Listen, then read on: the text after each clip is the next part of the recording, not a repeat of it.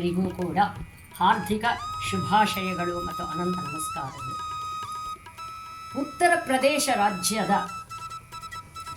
ಪವಿತ್ರ ಗಂಗಾ ನದಿಯ ಉಪನದಿಯಾದ ಸರಿಯೂ ನದಿಯ ದಡದಲ್ಲಿ ಇರ್ತಕ್ಕಂಥ ಒಂದು ಸುಂದರವಾದ ನಗರವೇ ಅಯೋಧ್ಯೆ.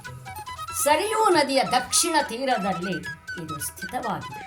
ಅಯೋಧ್ಯೆ ನಗರೇ ಅತ್ಯಂತ ಸಮತಲ ಭೂಮಿ, ಅಂದರೆ ಪ್ಲೈನ್ ಏರಿಯಾ ಅಂತ ಹೇಳ್ತಾರಲ್ಲ ಹಾಗೆ ಸಮತಲ ಭೂಮಿಯಲ್ಲಿದೆ.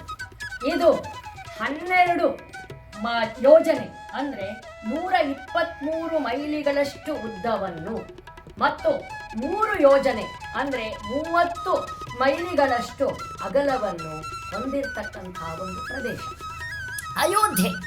ಇವತ್ತು ಎಲ್ಲ ಕಡೆಗಳಲ್ಲೂ, ನಮ್ಮ ದೇಶದಲ್ಲಿ ಮಾತ್ರವಲ್ಲ ಅಂತಾರಾಷ್ಟ್ರೀಯ ಮಟ್ಟದಲ್ಲೂ ಕೂಡ ಪ್ರಖ್ಯಾತವಾಗಿದೆ. ಆ ಹೆಸರು ಎಲ್ಲರ ನಾಲಿಗೆಯಲ್ಲೂ ನಲಿಯುತ್ತಿದೆ. ಇದಕ್ಕೇನು ಕಾರಣ?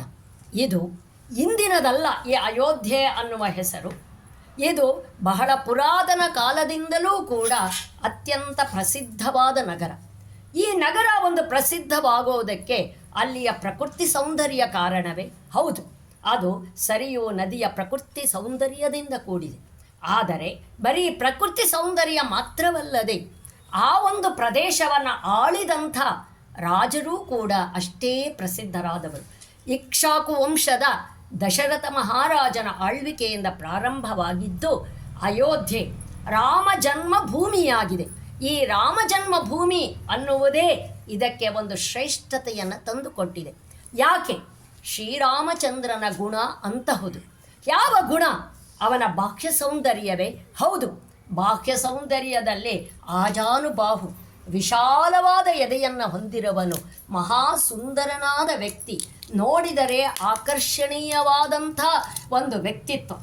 ಆದರೆ ಬರೀ ಬಾಹ್ಯ ಸೌಂದರ್ಯ ಮಾತ್ರವಲ್ಲ, ಅವನ ಆಂತರಿಕ ಸೌಂದರ್ಯವೂ ಕೂಡ ಅಷ್ಟೇ ಪ್ರಸಿದ್ಧವಾದದ್ದು. ಅವನ ಸತ್ವಗುಣಕ್ಕೆ ಹೆಸರಾದವನು. ಅವನೊಬ್ಬ ಸತ್ಯವಂತ, ನೀತಿವಂತ, ಬುದ್ಧಿವಂತ, ವಾಗ್ಮಿಯಾಗಿದ್ದನು. ಇದರ ಜೊತೆಗೆ ಅವನು ವಾಕ್ಯ ಪರಿಪಾಲಕನಾಗಿದ್ದನು. ಪ್ರಜಾಹಿತವನ್ನು ನೋಡ್ತಕ್ಕಂಥವನು. ಎಲ್ಲಕ್ಕಿಂತಲೂ ಹೆಚ್ಚಾಗಿ ವೇದಗಳನ್ನು, 4 ವೇದಗಳಾಂತ ಋಗ್ವೇದ, ಯಜುರ್ವೇದ, ಸಾಮವೇದ, ಅಥರ್ವ ವೇದಗಳನ್ನೆಲ್ಲವನ್ನೂ ಕೂಡ ಪರಿಣಿತಾನವನು. ವೇದಾಂಗಗಳಾದಂಥ ಶಿಕ್ಷಾ, ವ್ಯಾಕರಣ ಇವುಗಳಲ್ಲೂ ಕೂಡ ಅತ್ಯಂತ ಶ್ರದ್ಧೆಯನ್ನು ಹೊಂದಿದವನು. ಎಲ್ಲ ಶಾಸ್ತ್ರಗಳಲ್ಲೂ ಕೂಡ ನಿಪುಣನಾದಂಥ ವ್ಯಕ್ತಿ ಇವನು. ಧರ್ಮ ಸಂಸ್ಥಾಪನಾಚಾರ್ಯ ಸಂಭವಾಮಿ ಯುಗೇ ಯುಗೇ ಅಂತ ಹೇಳುವ ಹಾಗೆ ಶ್ರೀರಾಮನೂ ಕೂಡ ಮಹಾವಿಷ್ಣುವಿನ ಅವತಾರವಾಗಿದ್ದ. ಎಲ್ಲಿ ಅಧರ್ಮಗಳು ಕಂಡುಬರುತ್ತೋ, ಎಲ್ಲಿ ಅಧರ್ಮಗಳ ಸಂಖ್ಯೆ ಹೆಚ್ಚಾಗುತ್ತೋ ಅಂಥ ಒಂದು ಧರ್ಮವನ್ನು ಪಾಲಿಸುವುದಕ್ಕಾಗಿ ಮಹಾಪುರುಷರು ಅವತಾರ ಮಾಡುತ್ತಾರೆ. ಅಂತಹ ಮಹಾವಿಷ್ಣುವಿನ ಅವತಾರಗಳಲ್ಲಿ ಶ್ರೀರಾಮನ ಅವತಾರವೂ ಕೂಡ ಒಂದು ಶ್ರೇಷ್ಠವಾದ ಅವತಾರವಾಗಿದೆ. ಹೀಗೆ ಈ ಅವತಾರವನ್ನು ಪಡೆದು ಬಂದಂತಹ ಆ ಒಂದು ಜನ್ಮಭೂಮಿಯೇ ಅಯೋಧ್ಯೆ ಭೂಮಿ. ಏನಿದು ಈ ಅಯೋಧ್ಯೆ ಭೂಮಿ? ಈ ಅಯೋಧ್ಯೆ ಭೂಮಿಯಲ್ಲಿ 16ನೇ ಶತಮಾನದಲ್ಲಿ ಬಾಬರ್ ಅನ್ನುವನು ಬಾಬರ್ ಮಸೀದಿ ಎಂಬುದನ್ನು ಕಟ್ಟಿ, ಆ ಒಂದು ಸ್ಥಳ ಪವಿತ್ರ ಸ್ಥಳವೇ. ಅದು ಹಿಂದೂಗಳಿಗೂ ಮುಸ್ಲಿಮರಿಗೂ ಪವಿತ್ರ ಸ್ಥಳವಾದಂತೆ ಇದ್ದಂಥ ಒಂದು ಜಾಗ. ಆದರೆ 2019ರಲ್ಲಿ ನಮ್ಮ ಶ್ರೇಷ್ಠ ನ್ಯಾಯಾಲಯ ಸುಪ್ರೀಂ ಕೋರ್ಟ್ ಒಂದು ಆದೇಶವನ್ನು ನೀಡಿ ತೀರ್ಮಾನವನ್ನು ನೀಡಿತು. ಅದರ ಪ್ರಕಾರ ಈ ಅಯೋಧ್ಯೆ ಹಿಂದೂಗಳ ಆಸ್ತಿ ಅಂತ ಹೇಳಿ ಘೋಷಿಸಲಾಯಿತು. ಅಂದಿನಿಂದ ಶ್ರೀರಾಮಚಂದ್ರನ ಮಂದಿರವನ್ನು ನವನೀತವಾಗಿ ನಿರ್ಮಾಣ ಮಾಡುವುದಕ್ಕೆ ಪ್ರಾರಂಭವಾಯಿತು. ಶೋಭಕೃತು ನಾಮ ಸಂವತ್ಸರದ ಶುದ್ಧ ಶುಕ್ಲ ಪಕ್ಷ 12 ತಿಥಿಯೊಂದು, ಅಂದರೆ ಜನವರಿ 22, 2024ರಂದು ಈ ಒಂದು ನೂತನ ದೇವಾಲಯ ಉದ್ಘಾಟನವಾಗಲಿದೆ. ಈ ಉದ್ಘಾಟನಾ ಕಾರ್ಯ ಯಾಕೆಂದರೆ ಯಾವುದೇ ಒಂದು ಶುಭ ಕಾರ್ಯಗಳು ನಡೆಯಬೇಕಾದ್ರೂ ಕೂಡ ಅದು ನಿರ್ವಿಘ್ನವಾಗಿ ನಡೆಯೋದು ಬಹಳ ಅವಶ್ಯಕ.